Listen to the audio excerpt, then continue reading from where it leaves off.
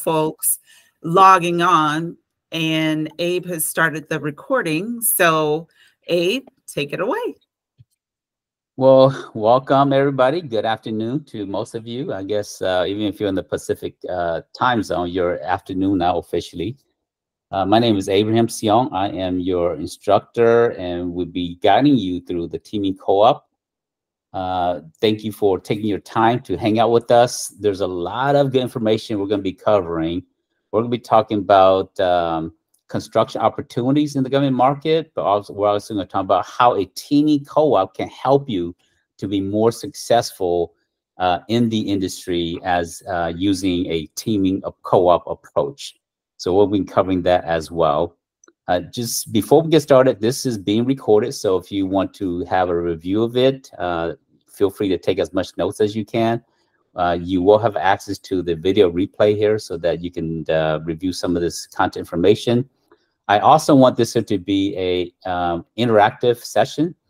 And so if you have questions along the way, put your questions in the chat, or you can raise your hand and we can you can verbalize your question that way as well. And then to kind of get the interaction started, if you could put in the chat the name of your company and where you're located, that would be very helpful for us to get started. So as you're doing that there, I'm going to quickly give you a general overview of what we're going to be covering. We're going to talk about the state of the construction industry. We're going to talk about upcoming construction opportunities. We're going to look at the difference between prime sub-teaming, JV, and mentor-protege. Benefits of teaming with other companies. What are the pitfalls of not having a teaming partner? What is a teaming co-op? That's part of what we're going to cover. How does a teaming co-op work? And the benefits of joining a teaming co-op chapter, and how can a teaming co-op help you win more contracts? And then finally, what are the qualifications of joining a teaming co-op? So we'll cover that as well. So a little bit about GCA. GCA is a national trade association specifically for government contractors. Our mission is to educate, facilitate, advocate. And our vision is very simple, is to create more access for you to contract opportunities and to create access for contracting professionals, whether it's agencies, contracting officers, to have more access to qualified companies.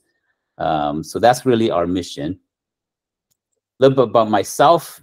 I love the government contracting industry. There's not a lot of things I can say I love.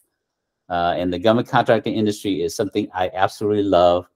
I can't remember a lot of things. Like if I'm in a room, somebody will tell me the name of their company, the name of their individual names. I have to work hard to remember those things. But when it comes to governance, when it comes to acronyms and all these things, I just remember these things here. So that's when you love something, it just comes to you easily. So, but I love also helping small businesses to thrive in the government market. And we've trained over 15,000 companies, helped businesses win billions in government contracts. So if you're interested in scaling, growing your business, you are at the right place there.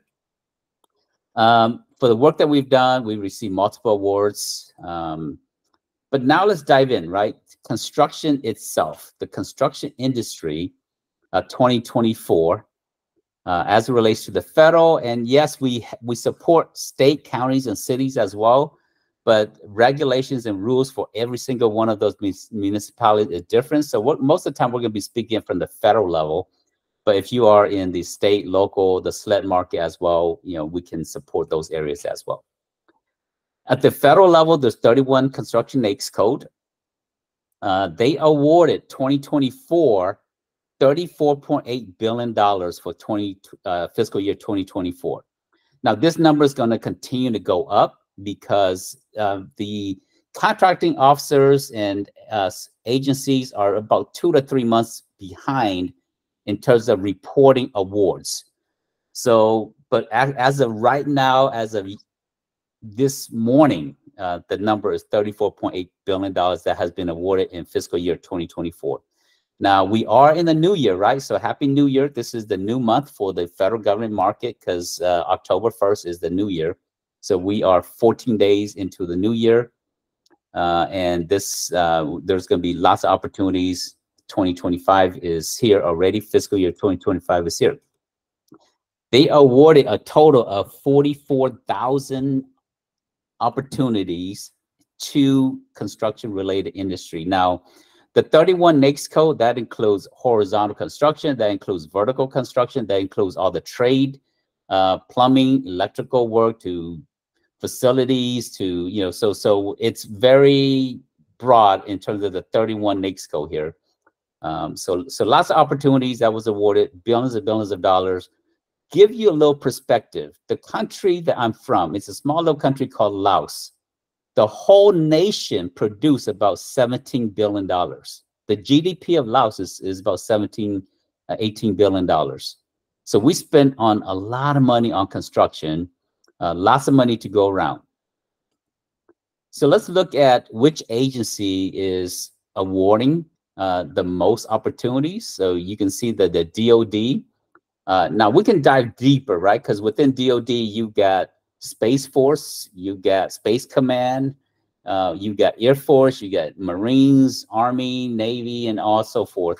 But from a high level, DoD represents the bulk of construction opportunities.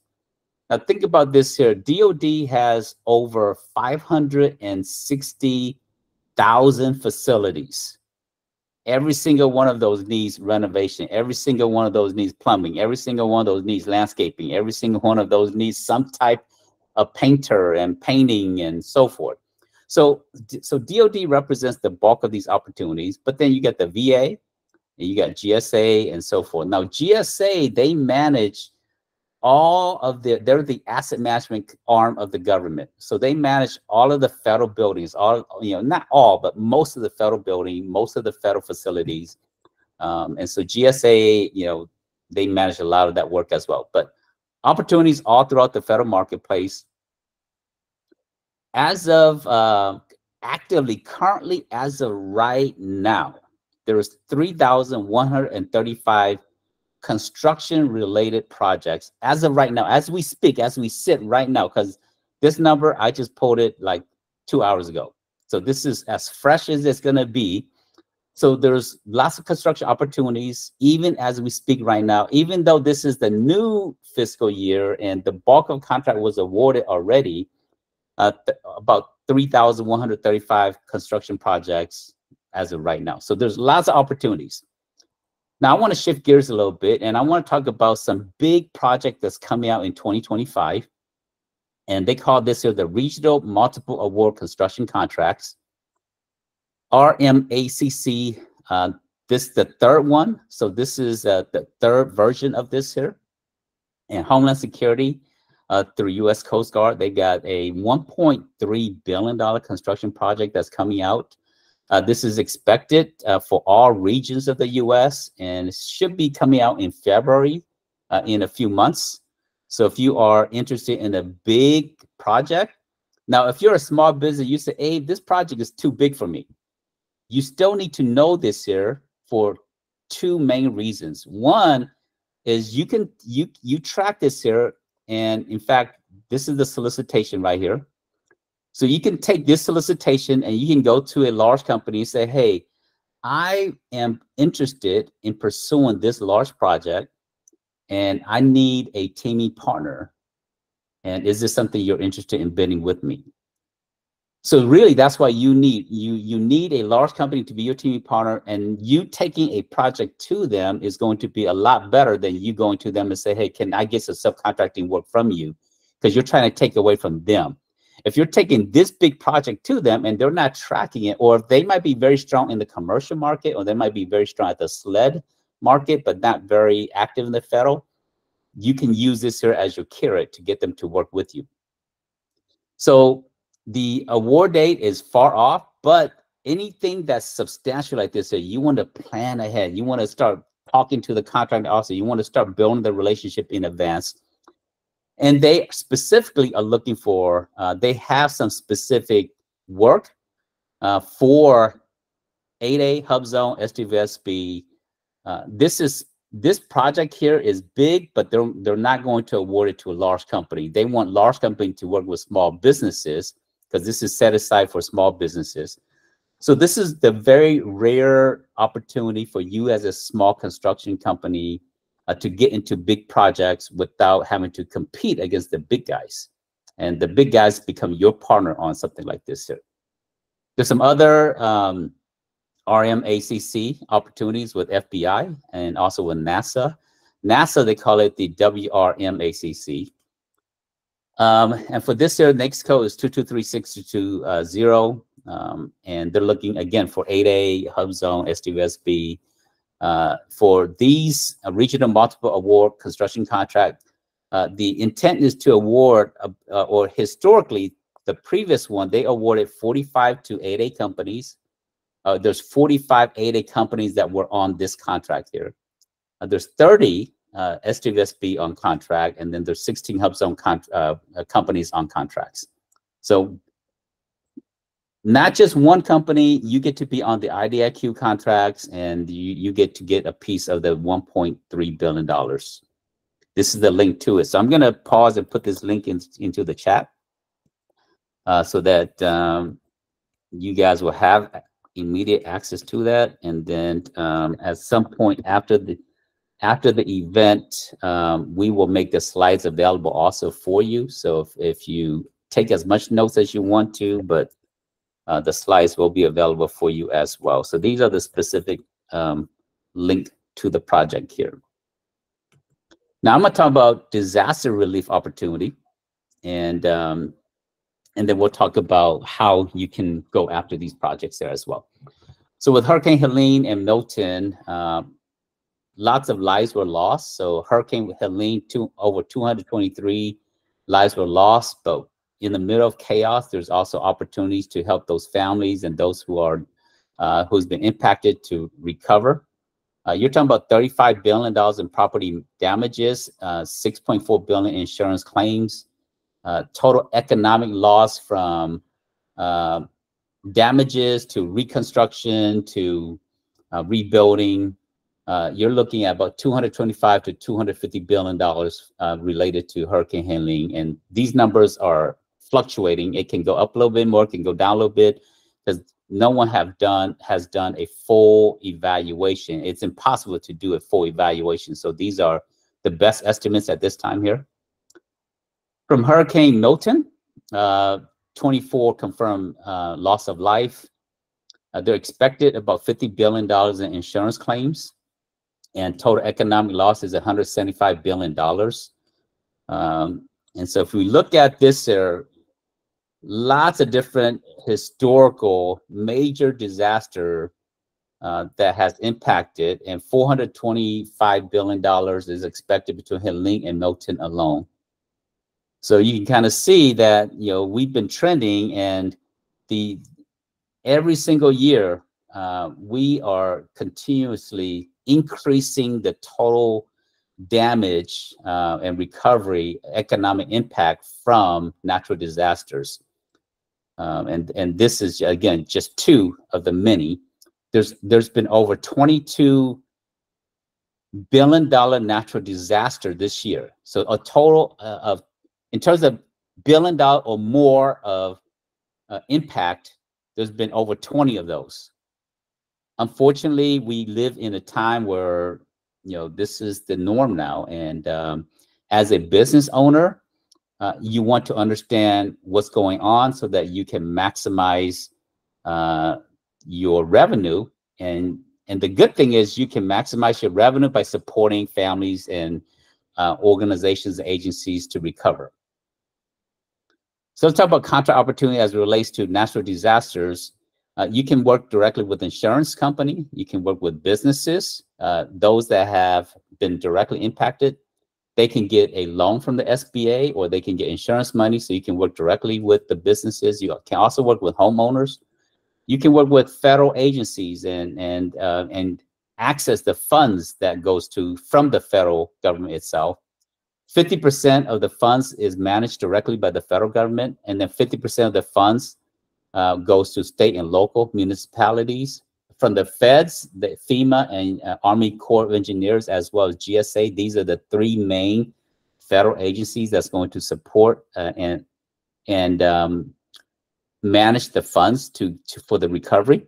State agencies, you're talking about the 50 states, and then money flows from the feds to the state, to the counties, and to the cities. And so there's local municipalities as well. So that's a little bit of the framework of how opportunities going to happen in the related to natural disasters. Your main goal is to work with existing contract holders. That means you're not going to be the prime. You're going to go work with the primes, because the big IDIQ contract have already been issued. And so you trying to say, hey, I want to be a prime for these natural disaster. If you're interested in that, you're doing that for next year and the year before, and 2-3 years out.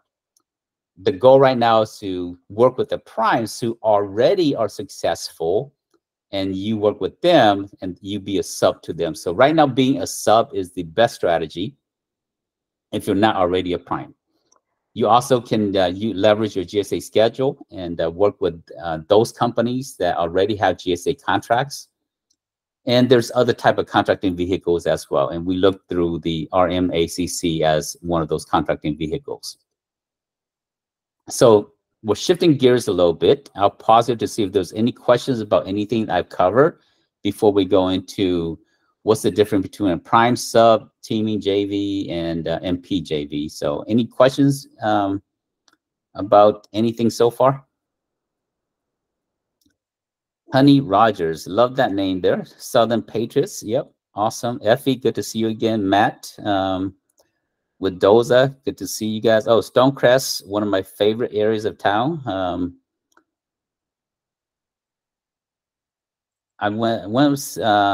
My wife and I, we went to Black Wall Street over there at Stonecrest. It was, they had some spirit tasting. So we got a chance to experience some of the spirits that they were sharing over there.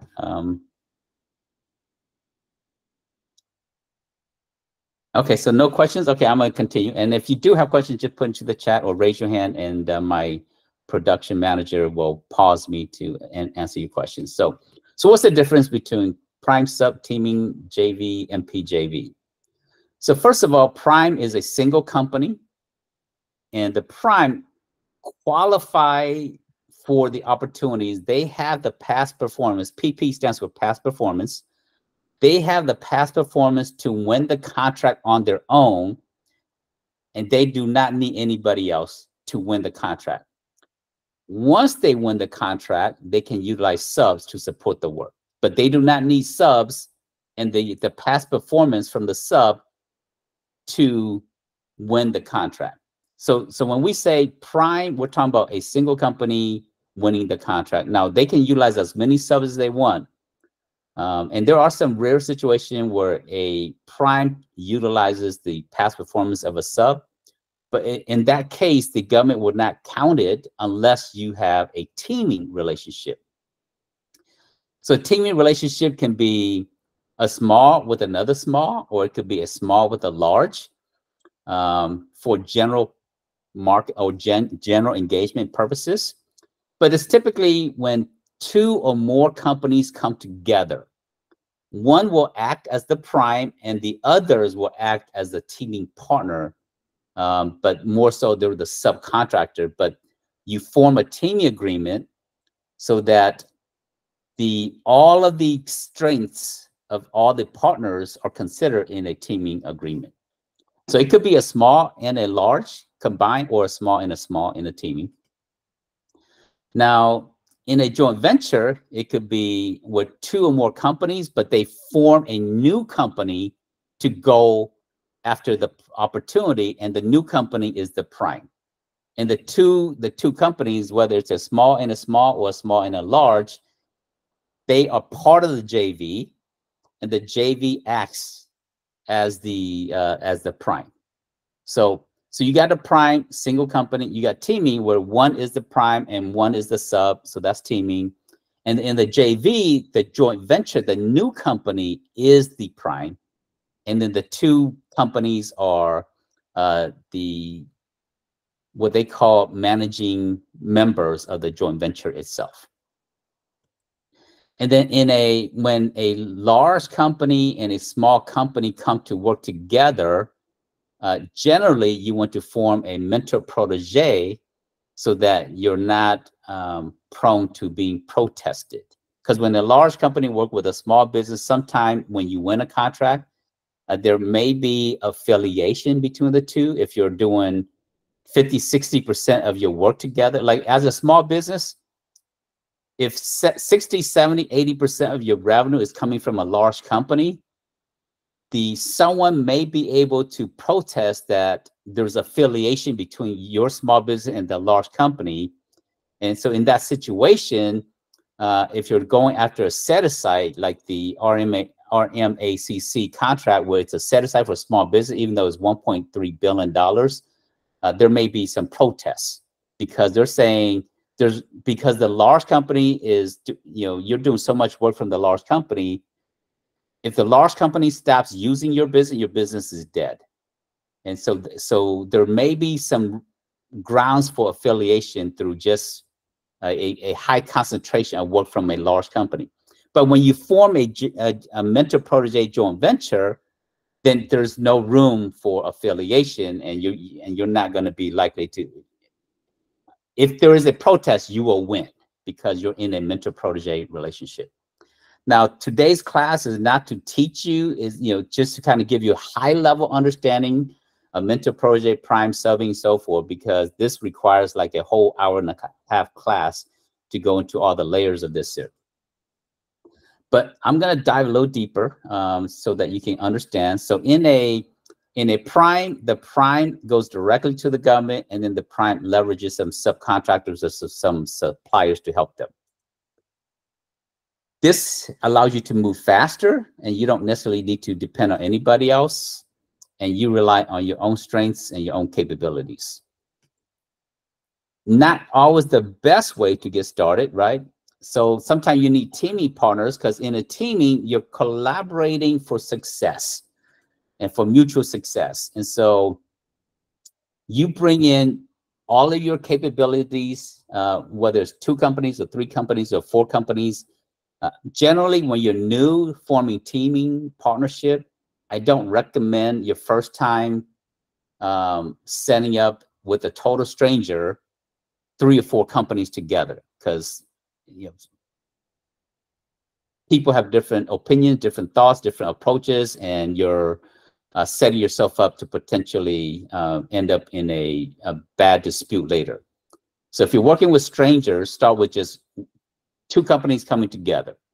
Unless you have some type of formality that you're engaging in, that there's a facilitator and support, which we'll talk more about in a co-op, a teaming co-op in a little bit. But if you're going on it on your own, you just want to work with one teaming partner until you have some trust. So in a teaming where you got small and small or small and large, one company is the prime and the teaming partner is the sub. And it doesn't matter if the prime is large or small. It doesn't matter if the teaming partner is as the sub is a large or small, but you build a strategic relationship, and these 2 companies are the teaming partner. It takes both their qualification to win, and then the prime can add additional subs to it as well. With this here, it allows you to have multiple contracting vehicles. You have multiple past performance. By leveraging everybody, it increases your strength and allows you to better qualify, so you have more chances of winning. Now, in a joint venture, the structure is a little bit different. The joint venture is the prime, and then the 2 small business, or maybe it could be the small businesses is a part of the joint venture, and the joint venture is the prime bidding on the contract. And then you can leverage as many sub as you want. Now, if you're working with a large company, I recommend forming a mentor-protege, not just a teaming. You can do a teaming to start, but you ultimately want to get to a mentor-protege. The new company absorb all the strengths of the 2 managing ventures. One is the managing venture, and one is just a partner or a member of the JV itself. Typically, most JVs are formed as a LLC. it's extremely rare that I see a JV that is a C Corp or S Corp, although you can do it that way, but there's more layers of work, paperwork. So typically JV should be LLC. And if you're doing a JV, the government gets the strengths of all the companies. And so JV typically is a better contracting vehicle to win contracts. And it's more desirable by agencies because in a teaming, the prime is on the hook. In the JV, all the companies that's part of the JV are on the hook. So this is an example. So Army Contracting Command, I work with 2 companies, brought in an 8A company and a non-8A company, and they were able to go get a sole source contract for $4.5 million. So this happens every single day. Teaming, 70% of projects require 2 or more companies to work together. So this is every day. It happens. You know, so you absolutely need to have teaming partners to be successful in the government market. Now, in a mentor protege, you have a large and a small working together, and you form a JV so that you're not there's you know it's easier to go work together. And so in this situation, the mentor protege gives you the benefits of working with a large company. The small allows the can go after set-aside contracts, and the large can support those set-asides. You can win sole source contract through teaming with a large company. The large company wants to work with you because they get sole source contracts. And then this large company, they can use you in their small business program. In the commercial market, we call it supply diversity program. In the government market or the federal market, we call it small business program. And then it strengthens your proposal if you're working collectively in a mentor-protege relationship. It allows the large company to meet their subcontracting goals. We talked about that already. And the joint venture qualifies as a small business. So let me say that again. When a large and a small company works together in a JV that is approved as a mentor-protege, that joint venture is treated as a small business in the eyes of the government, even though there's a large company that's part of it. So very powerful strategy here. And then for the large company, it's just good karma that they help small businesses, right? Is, you know, and it avoids affiliation and minimize potential protests. Now, the benefits to a small business, you're able to leverage the past performance of the large company, allows you to pursue larger projects, and it allows you to have increased capabilities. You can be more competitive now that you have more capacity. And then you can also help the SBA, and by working with them to meet the SBA goals, because the SBA is responsible by supporting 23% federal opportunities under normal situation. I think right now under executive order, it's like 30%. They're going to move that to 35%. So lots of benefits there. You can access the financial and the mentors resources, HR, bonding, and other capabilities as well, which you can ask for when you're doing a formal mentor protege, and avoids affiliation and minimizes potential protest wars. So government prefers mentor protege. So that's really what I'm saying here. And but let's talk about what are the challenges if you don't have some type of partnership, whether it's teaming, joint venture, mentor protege. What are the challenges, right? It limits your technical capabilities, and you can't submit a lot of proposals because of that there. It limits the type of certifications you have. So for example, if you're a small business, but you have 0 certification, you need other partners that have women-owned 8A, S3, SB. If you're a large company, you have no certification. So through having some type of partnership, again, it doesn't matter if it's a joint venture, teaming, mentor protege, opens up more certifications to open doors for you. If you don't have a partner, you lack relevant past performance. A lot of small business does not, sometimes you don't understand that to bid on a project, you need 3 references. And in the commercial market, it's called references. It's called client portfolios, lots of different words. But in the government market, we call it past performance. And past performance, you need 3 relevant on every single, not every single, but most project. If it's services, it's almost every project. If it's products, some project you require past performance. And as a small business, if you don't have partners, you don't have a big bench, a talent of people just sitting around waiting for projects to start. If you're in construction, you are the construction manager. If you're working with Turner Construction, if you're working with some of these larger companies out there, they've got project manager, construction managers sitting around waiting for the next projects to start. So you don't have the same bench as some other organization. If you don't have partners, you lack corporate infrastructure. If you don't have partners, you lack limited relationship with buyers and with other folks. You may have regional limitations. It's maybe only just your area, but having partners allows you to expand your footprint. And many other different challenges by not having teaming partners or setting up mentor proteges and so forth. So I think Honey said, I have attempted to form partnership before large businesses, and they still want me to have past performance. Since they were wanting to form the partnership using my SWSB, is this the case with every situation? No, that's not the case. The challenge with the partner that you found, Honey, is this here. They are relying on your past performance, and they're just going to piggyback on your strength. And so that may not necessarily be the best teaming partner, because if you're lacking past performance also, then you need to find some other larger companies where they have plenty of past performances, and they just need your STVSB to be a partner to open doors to the VA or something like that. Effie, question? So piggybacking on what Honey just said, so does that mean that the company that she was trying to team with, and they wanted to use her past performance, could not use their own?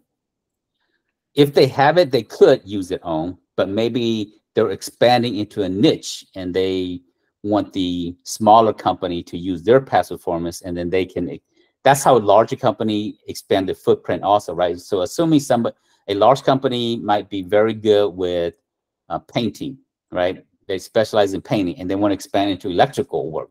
Well, electrical is very different. And so when you're bidding on an electrical work, the large companies say, we have all this painting and carpentry work, but we don't have electrical, plumbing, or what other niche market that they're expanding into. So usually if they have it, they will use theirs. They will lend it to you because you're going to be the prime, they're going to be the sub in that situation. And that doesn't mean, Honey, that doesn't mean that that prime itself or that large company you're working with is not necessarily a good partner. It just means that you need to understand what their needs are, understand what the requirements are, and then you adjust to their requirements and maybe find some other things that might be a better match for that teaming partner. So let's go into what is a teaming co-op. Now, give you a little bit background. GCA, we've worked with over 15,000 companies, and we've been matching companies together for a long time. I share with you an example where we brought an 8A company and non-8A company, and they got a $4.5 million contract. I've done that multiple times this year here, bringing multiple companies, and they're out there winning $1 million in contracts. So that's the normal thing in the government market. And so we've been matching companies like that for over 15 years. What we've learned is that sometimes when we bring 2 companies together, they might work one time and they might not work again. Or sometimes there may be more companies that we can bring together, but because we don't have a formal process of how we bring companies together, So we decided to form a new initiative, which we call Teaming Co-op. Co-op is a cooperative, and that's exactly what it is. It's a cooperative of multiple companies coming together, teaming, so that they can succeed more. So our definition of a teaming co-op is a teaming cooperative is a mutual collaboration of companies supporting each other by sharing strengths and resources to pursue and win more contract opportunities. So strengths, one company may have equipment, one company may have past performance, one company may have relationships. By bringing multiple companies, now you have more doors open to you. So that's really the heart behind a teaming co-op. So what is a teaming co-op chapter? So a teaming co-op chapter is a group of anywhere from 10 to 15 companies in a mature. Now there's going to be some teaming co-op that's going to have 5 or 6 companies to start, but at a mature level, there's going to be about 10 to 15 companies engaging in weekly capture meetings to create a trusted community, leveraging each other's capabilities to pursue more bids. So that's a chapter. So chapter is a specific teaming co-op that says we're going to center around construction or facilities, or we're going to center around IT and these NAICS code, and we're going to bring multiple companies together so that we can pursue more opportunities. So let's go into leveraging resources from a teaming co-op to win more contracts. Everybody needs relationships, right? There's 6 types of relationships that you need to be successful in the government market. You might be strong with contracting officers, but you might be weak with large primes. So there's 6 types of relationships that you need, and you're limited as a small business owner. You're limited with resources. You're limited with how much time you have. And so by working in a cooperative manner, you have more access to relationships. Another thing is you have more access to past performance. And you need, most projects, again, you need 3 relevant past performances. And so by working in a cooperative manner, you have more access. You have more, you need more management team and skill sets, and you need a deeper bench, right? By working together, you have more management capabilities, more years of history, and so forth. Effie, you had a question? So with the 3 relevant past performances, could it be from 3 different companies to build the 3 past performances? Yes. So let's assume you're going after a landscaping project, and it's a $3 million project, and you might only have one project that's $3 million, but when the keyword is relevant, right? And you have landscaping 50,000, you have landscaping 4,000, and you only have one landscaping project that's worth $1 million in total value. Well, that means you need 3 multi-million-dollar landscaping projects, because again, it's relevant, right? So if the project is $1 million, if you're giving them a $40,000 past performance, it's not relevant, because the scope is so different between $30,000 and $1 million. So in that situation, you might need some teaming partners past performance, and if you might have to have 2 or 3 companies to make up the 3 relevant past performances there. It could be from 1 person, it could be from 2, or it could be from 3. Now, it's stronger if it's from 1 person. It's strong from 2, and it's less strong from 3 companies, because that requires, or that creates more risk.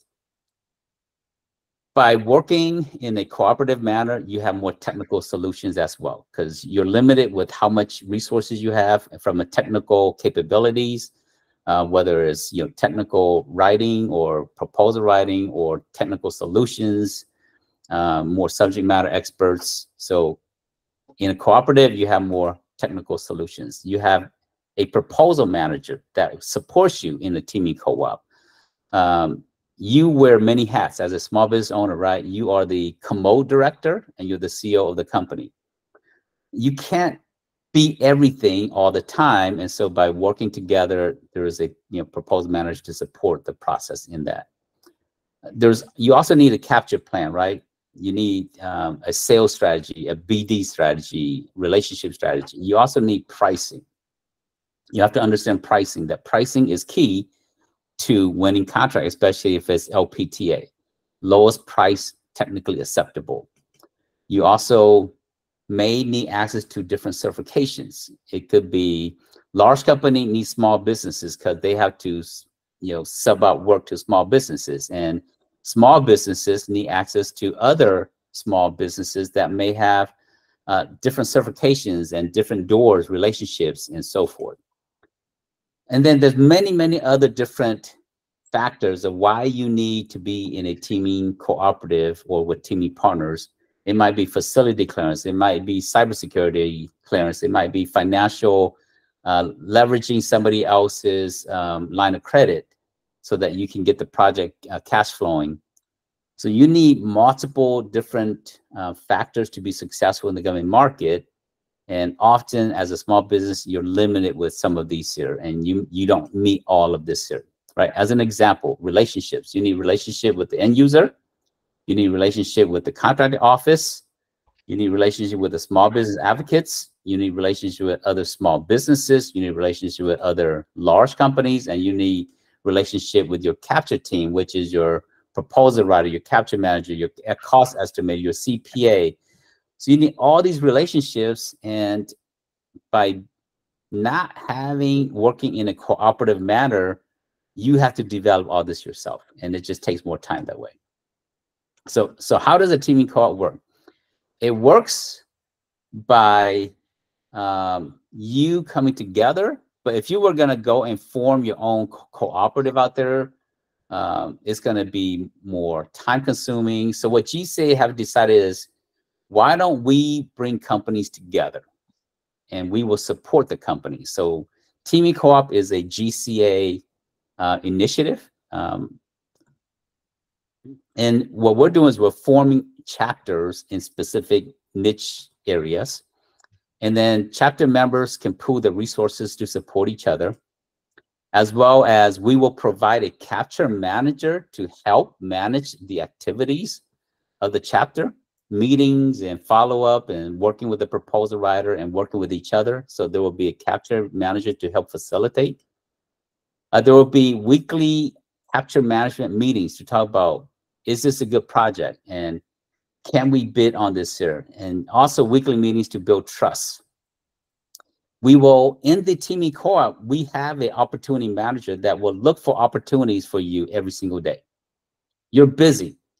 Every now and then you might look for opportunities, but you're not going to look for opportunities every single day. Now, some of you are really disciplined about that, but that means that you're not super successful yet. Once you start to win a few projects, you're out there managing projects. You don't have time to look for bids every single day. So in our Teaming Co-op, we provide not only just a capture manager to help facilitate the group, we also provide an opportunity manager to look for bids on a daily basis. And then we help you to form a capture team between you, us, and your teaming partners so that you can go out there and pursue more prime and more sub work. We will take the lead on that. And so now this becomes one of your part of your capture plan, right?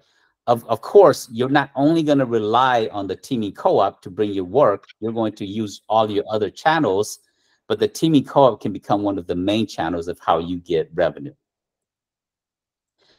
Teams are formed to pursue opportunities, whether it's through a subprime or teaming or JV. So we will help you, guide you through the joint venture process and through the teaming, the mentor project process. We have agreements and templates already, and so you don't need to pay an attorney $3,000 to create an agreement for you, unless you just want to. Our proposal manager will help write the proposal. Awards are won by you and your teaming partner, and then you guys perform on it. So this is the process. It starts out with weekly capture meetings. And if you're out on a project in the construction teaming chapter, we will cover for you. So you come to the capture meetings to build trust and to find opportunities and or review opportunities. Once we review the bids, we're going to say, okay, is this a good match? Is this a go or no go? And then you say, okay, I have this past performance. Do you have this past performance? Or I have this requirement. Do you have a different requirement to meet the needs of this RFP here? And then you form teams based upon the different needs. Then you go and work with our proposal writer, and the proposal writer will complete the proposal. You still have to help out with the technical writing because the proposal writer does not understand construction at the level you understand construction. So you still have to provide the technical subject matter expert around the industry you're in. Once the proposal is done, you submit it, and at some point we win, and then you perform, your teaming partners perform, and then we continue to keep on repeating this process. So qualifications to joining a teaming co-op or our teaming co-op. One is you have to bring multiple value to the chapter. And value, what I mean by value, right? Do you have some type of certifications? Do you have some past performances? Do you have relationship? Do you have capability? Do you have clearance? You have to bring value. You can't just come and be a taker. In fact, part of the code of conduct is that you're coming to be a giver and you're not coming to be a taker. Because if everybody is giving, guess what? Everybody receives. But if everybody's only come to take, then no one receives. Is there a question, Via? I saw it. Okay. So you come to give and bring value. Ideally, we want someone who's been in business 2 years or longer. Now, if you are less than 2 years, we may consider you being in the teaming co-op, and it potentially can give you a waiver if you've been around less than 2 years, but you have to meet certain additional requirements. And there's a few other things that we would look for if you haven't been around for 2 years. And then you must have a representative that attends the weekly meetings. If you are on project, if you are a small business, you're on project, then we will cover for you for that week. But you be in the mindset that you attend the weekly opportunity, the capture meetings, because that's when we talk about projects. And that's when we talk about should the proposal writer start on this project. You know your company best. So if you're not attending the weekly meetings, we don't know if it's going to, you can do the work or not. Another requirement is we have a code of conduct and a code of ethics. And so you definitely, you are required to abide by these here. One of it is like, just treat your teaming co-op member fair. Be fair with them. Have open communication. If you can't do it, don't say you can't do it, right? And so, just very common sense code of ethics here. You must have some type of business revenue. Now, we say some type of business revenue. That could be, we didn't put an amount because we understand that business are at different stages. Of the more revenue you have, the stronger you're going to be able to add value to the group. There is an application process, and it will be reviewed by the membership committee. We are forming a construction facility teaming co-op as of right now. Part of it is so that we can pursue disaster-related work around construction and facilities. And then we're also going to pursue some large primes, and so that you can get some subcontracting work immediately around disaster relief. And then generally other type of construction project that's not necessarily related to disaster relief work as well. But there's an application process with this, sir. And then once the membership committee reviews it, they will let you know that you have been accepted to be part of the teaming co-op. You must have insurance, general liability insurance. And if you are in an industry that have auto or trucks, you must have automobile insurance as well. Some industry requires more. If you're going after disaster relief work, the good news is that you do not need to have bonding. But if you're going to bid on a project outside of disaster relief, you do need anything over 100,000. You do need bonding. If it's less than 100,000, it's at the discretion of the contracting officer. Now, there are some exceptions to all of these requirements. And so if you feel like you meet most of them, but there might be one or two that you still need to beef up on and increase those capabilities, let us know. We'll be more than happy to see if we can make an exception in your situation. These are all the benefits by being the teaming co-op. So many that I can't talk about all of it. I will address a few so that you can kind of see what are some of the benefits. So I'm going to share one of the current teaming co-op, and this is live. This is a real teaming co-op. So this teaming co-op, you can see that, you can see that we've, in this teaming co-op, this is a IT, administrative management, HR training teaming co-op. So it covers probably about 25 different NAICS for this group here. And there's 10 projects that's being evaluated. They're drafting one proposal right now. They've submitted 11 projects. They've won 3 projects, and you know, they've lost 5. And then they've looked at a total of 205 projects that they decided not to bid on. So this is a real teaming co-op that is meeting currently, and they've won 3 projects, and they're continuing to vet out opportunities. Every time we meet, we're talking about, hey, is this a good project? And you know, can I work with you, or do you want to work with me on this project?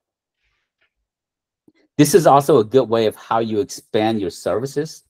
For example, one of the company, they won a project, but they pulled one of their teaming co-op member into the project, even though they weren't they didn't have the qualification. They said, hey, I want to help you expand your capabilities. So did you want to be part of this project that we won?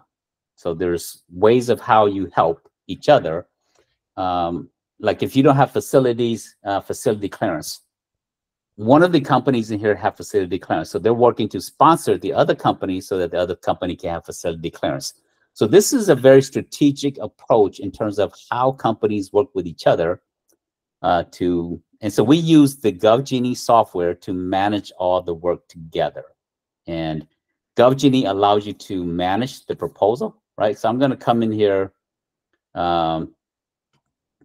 This is one of the other project. We manage the proposals in here. Joseph, I don't see the proposal in here. So for this one, please add it in here.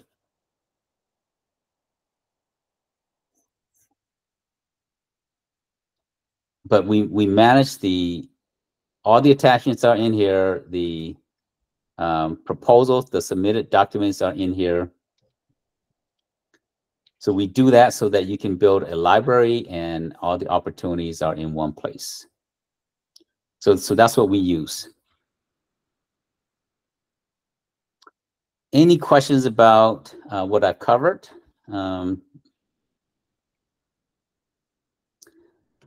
Now, as it relates to benefits, right? I said there's a whole bunch of other benefits. Lots and lots of benefits that, you know, we can cover some more. If you are interested in learning more about the teaming co-op, here's my suggestion. Go to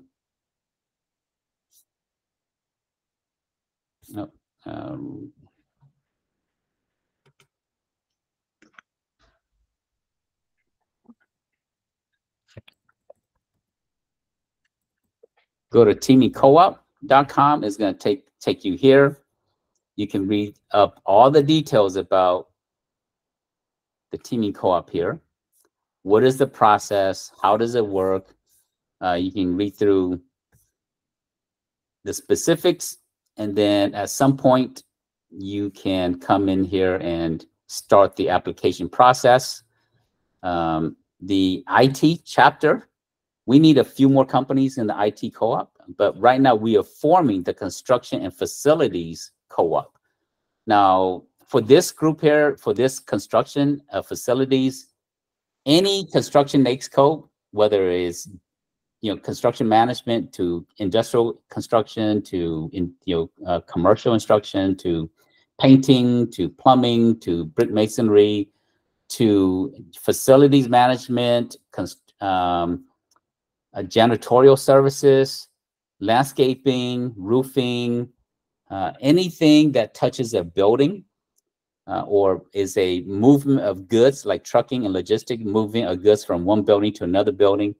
That's what this construction facilities teaming chapter is all about. So let's talk about the, I'll come back to my PowerPoint. So those are some of the benefits. So how do you join a teaming co-op? We are forming the chapter right now. The first thing we're going to do is we're going to go pursue construction related work with disaster relief because there's so much needs in that area right now. That's the first area we're going to help you with. Then we're going to pursue some subcontracting work for the co-op members. And then we're going to go talk to the prime so that you can start getting some prime contracting work as well. There is an investment to be in the teaming co-op. And you will find that it is far more reasonable than any other thing that if you were to go hire and do all this on your own. So there is a one-time investment of $5,000 to set up the your membership or to set up you into the teaming co-op. And there is a $1,500 monthly membership due. And what this does, it allows us to cover the proposal writer. It allows us to cover the capture manager to help facilitate the group and to go and knock on doors on your behalf. Now, you're free to knock on doors too, but we do it in addition to help you. So a one-time setup fee of $6,500, well, $5,000 plus the $1,500, so one time of $6,500, and then a monthly of $1,500. So if you were to hire a proposal writer, you cannot hire a proposal writer that's great for $1,500. If you were to hire a capture manager, a capture manager alone is going to run you about $7,000, $8,000 a month. So, but by multiple companies working together, that's how we can actually support you because multiple companies are paying for the proposal writer, paying for the capture managers. And so that's really how that's done. So learn more about the teaming co-op here, and the application for the construction is right here. I'll put this into the chat. Now, for some of you that's not ready for the co-op and you're still kind of new, we have the Certified Capture Management Training Program. This actually starts tonight. I want to invite all of you to come join us tonight. There's a cost to be in the CCM program, but for all of you that wants to come tonight, we're going to waive that cost for you so that you can come and see what the Certified Capture Manager program is all about. It's from 6 to 8 p.m. and you can learn more about the CCM program here. And then my production manager, she's going to put these links into the chat. So I will pause. This is the links to the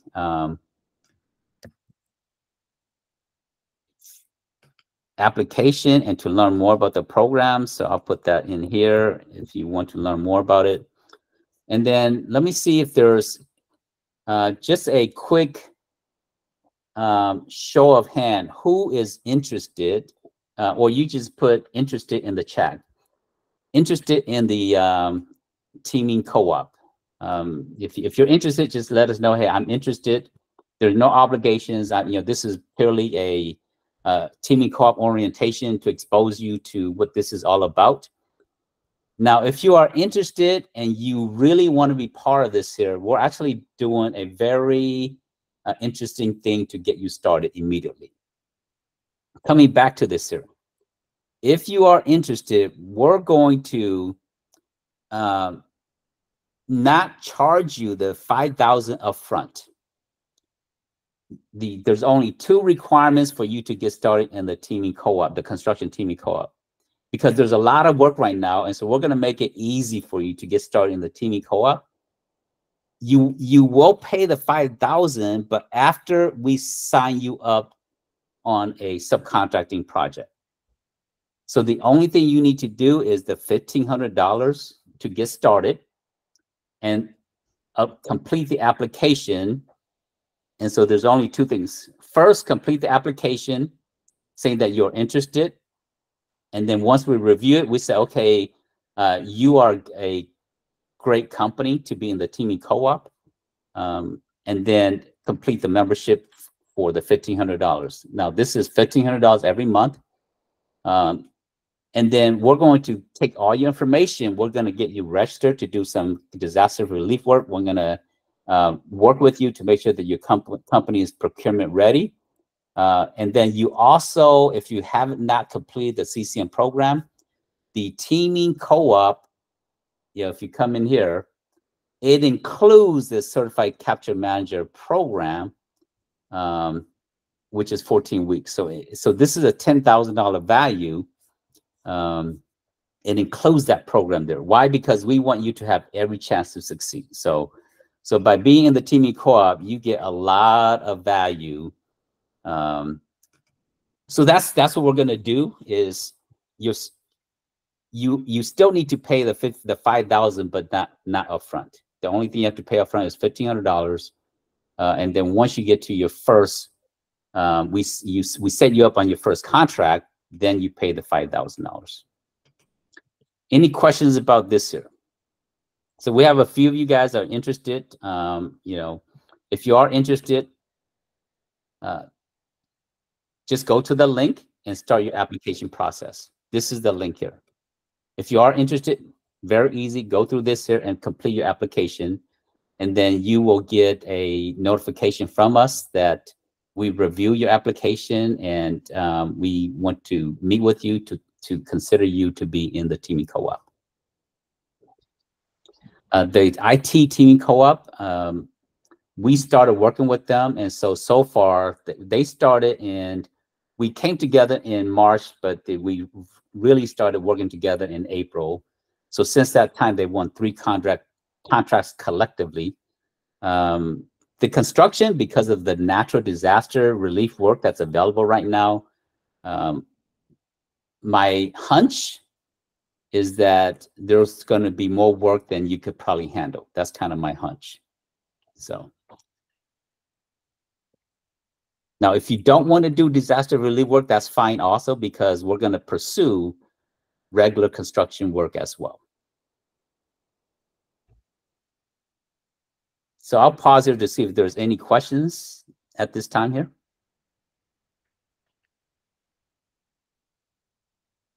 Okay, no questions for me?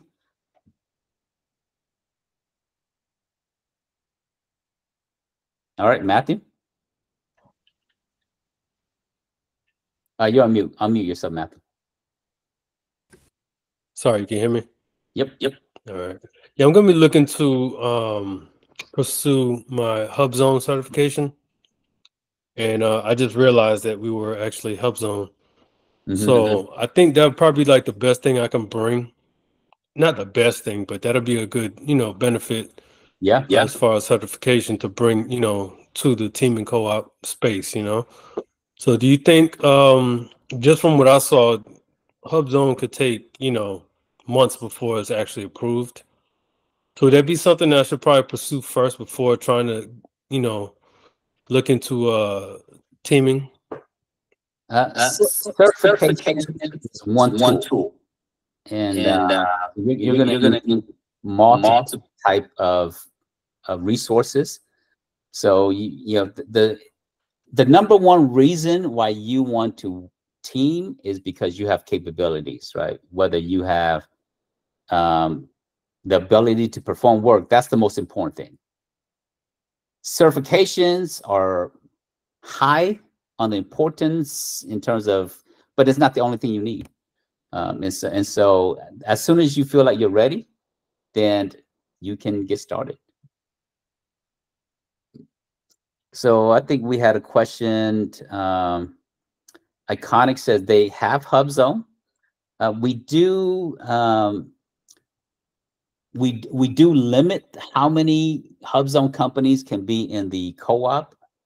typically, if we have a 10 to 15 companies in the co-op, we try to have no more than 2 or 3 HubZone companies. So the sooner you join the co-op, before that certification is locked up. Now we have some, like the IT co-op, we have 3 companies that have 8A. And so right now we're not looking for any more 8A companies to be part of it, because it becomes, they start to cannibalize each other. And so we want to, or they have to be 8A in different niche market. So I think Iconic wants me to go over the cost again. Let me kind of share that briefly with the group. Cost is very simple. Because we are, in fact, there is one other thing that I did not mention, because we're going to be active with you. I need to mention this here. So let me go over the costing. Let me share my screen here.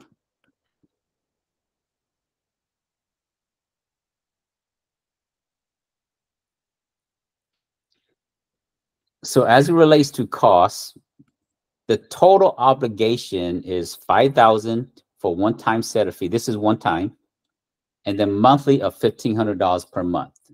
We are waiving the $5,000 until we get you your first contract, and then at that time the $5,000 is due.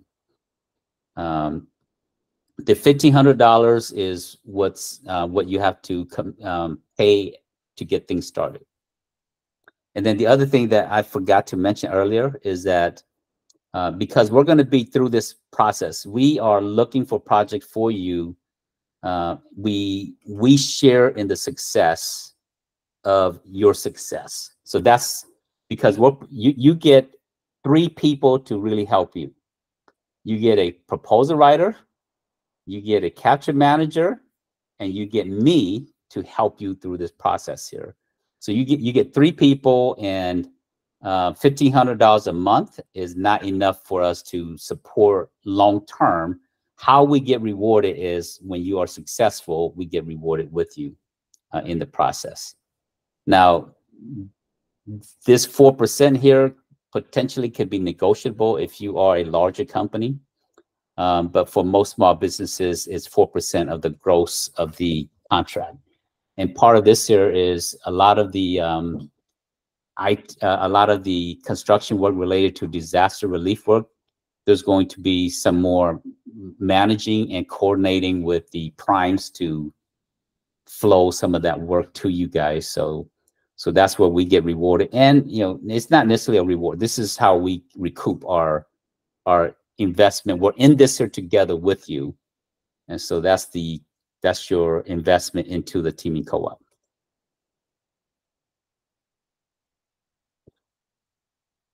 Last call for questions. Any other questions? Okay, so I see that some of you guys are interested.